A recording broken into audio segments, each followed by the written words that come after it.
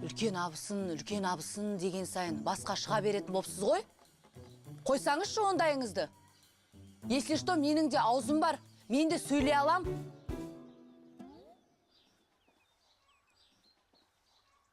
Ей, тіліңді тарт. Кімсің сен маған етіп сөйлейтін? Тартпайым. Я сіздікі дұрыс деген сайын. Қоймайсыз ғой тегі. Если что, біле білсеңіз, менің де өз позициям бар. Сен мені өз полицияңмен қорқытпа, түсіндің бе?